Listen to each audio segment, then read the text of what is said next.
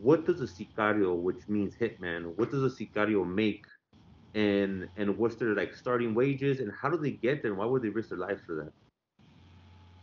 Around $500 a month, brother, is what they pay them, and it's not for hit. A lot of people think it's for hit or glamorous. It's not like that. They pay you a standard wage per month, and you're just out doing all the killings they want you to do. And it's usually from between 500 and $1,000.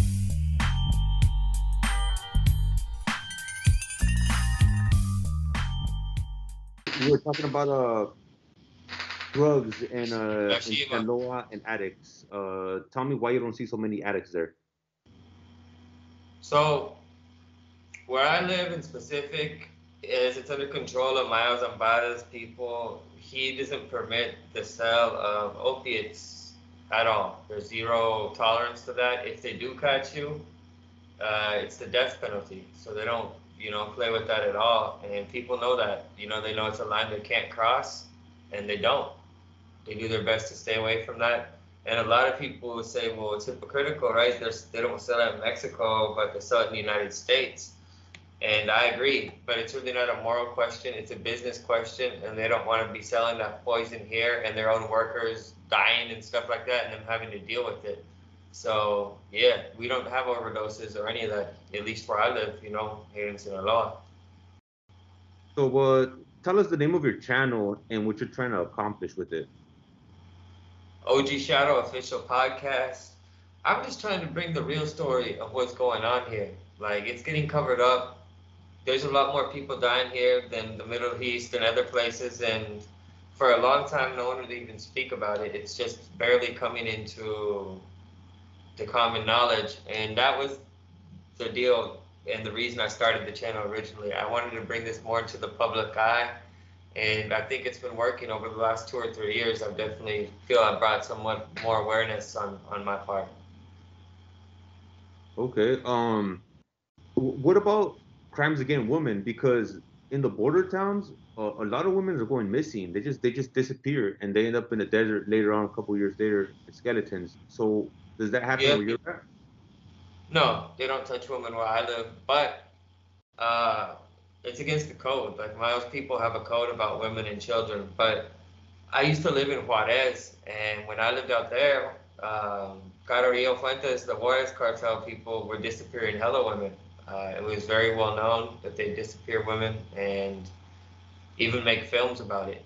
Like, they'd record it and profit off this. I actually did a podcast specifically on that, and that comes from their father, from the Lord of the Skies. He kind of instituted that violence and making a profit off it. And the saddest part about it is a lot of these women were working at Las Maquilas. They were working class women, like moms and stuff. They weren't street women that were exposed to that life. They preferred to grab innocent and women who weren't involved in anything. So, that was the saddest part about that as far as my point of view.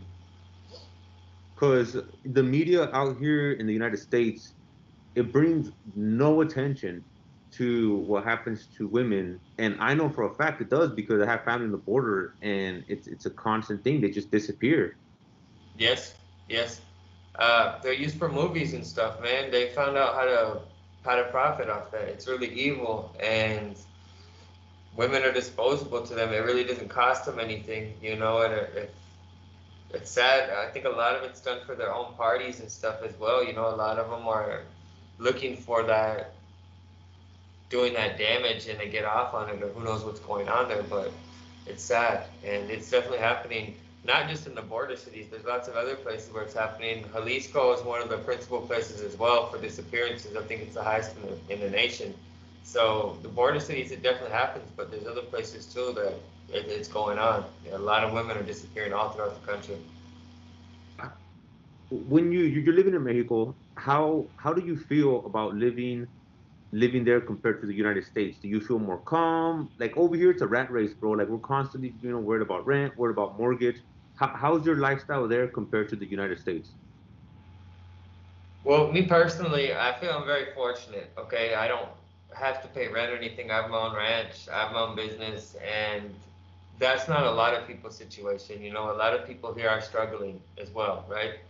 But life in general here is a lot slower paced and a lot more relaxed, and people are a lot less worried about financial well-being than in the United States, if I could make a comparison, you know? Okay, like a lot of people say, like, wow, these guys are becoming sicarios. They're young. Like, why are they doing it? They do it for such little money. What does a sicario, which means hitman, what does a sicario make? And what's their like starting wages? And how do they get there? And why would they risk their lives for that? Around $500 a month, brother, is what they pay them, and it's not for hit. A lot of people think it's for hit or glamorous. It's not like that. They pay you a standard wage per month, and you're just out doing all the killings they want you to do. And it's usually from between $500 and $1,000. They're not paid a lot at all, quite to the contrary. And the reason most of them do it, and I know it's hard for people to understand the United States, but it's poverty, hunger. You know, if they themselves aren't going through hunger and experiencing poverty, they might be watching their family members experiencing poverty or experiencing some type of illness. And in my experience, and me being in that life, that was always the motivator. None of us were ever there originally because we wanted to be there. We were all there because this is, you know, some people were there because of their families, like it was taught to them, but I'd say probably 90% are there because of poverty or, you know, money needs. Right, right. We're hearing a lot about child soldiers starting to come out of Mexico. Can you speak? Can you touch on that? Yes, 100%. Yeah, originally the Zetas started doing this whole child soldier thing, and unfortunately, it's spread to a lot of different parts of Mexico. In fact, you know, Sicarios originally were men, I'd say, in between, like at least when I used to work, of the age of 25 to about say it's 40. It was still a younger man's game, but they were of age to say. A lot of them were ex-recruits from the military, things like that, and that changed. Now they're young kids who haven't even gone to high school, have no training, and it's just a whole different game. You know, unfortunately, they look at children as merchandise and not as children, and it's sad. You know, Have have any of the kids in your community been recruited for that? no, well, you know, like just like the heroin thing, where I live here, Mayo doesn't. They don't do child soldiers. Women and children are off limits, and that's in business and in off business. So, you know, if someone's considered of age here, like when you get around like 15, 16, 17, I've definitely seen them join organized crime and be accepted. But I don't really consider them still child soldiers, you know, just because here in Mexico at 15, 16, as you know, you're considered a man. It's kind of different. It's not the whole 18 thing. And I can understand that more than people letting, you know, sometimes these kids I've seen are like 9, 10 years old in these pictures holding guns. And it's disgusting, it's sad. They don't even know what they're doing or what they're getting into. And I really don't think they understand the consequences at the end of the day that all they get out of prison, death, and bad health. There's nothing positive. They're definitely not going to get rich. It's not like they're going to become the boss of a cartel and it's going to be something glamorous. They're going to die probably at the hands of an enemy, if not at the end of a soldier's bullet. That's their end. And it's almost like their fate's already been decided from the moment they join. Do you think the cartel life initially feels like a brotherhood? And is that a false or is that somewhat true? Well, I think that really depends what group, right? Because cartel life in general, you know, definitely not. But there were certain groups that stayed together and are still together even over a decade later, like the Anthrax. And I still have friends. I brought one of them on for an interview actually here on YouTube, and I still consider him a very close friend that really was a brotherhood. But that's because the rules to the game were very different when that group was formed. The Anthrax, what I'm speaking on, there was a lot more established rules as far as not touching women and children, being respectable, just a lot of things that the groups now don't follow. So that whole brotherhood thing, as far as with modern groups and cartels, doesn't exist because they're so traitorous, man. It's so common to see betrayal. And even in my group, that is what ended up killing everyone in my own group was a betrayal from someone who worked with us. And you know, at the end of the day, that happened. Even if we had a very long run, we had years and years, which is not normal in cartel life. People usually last a couple months.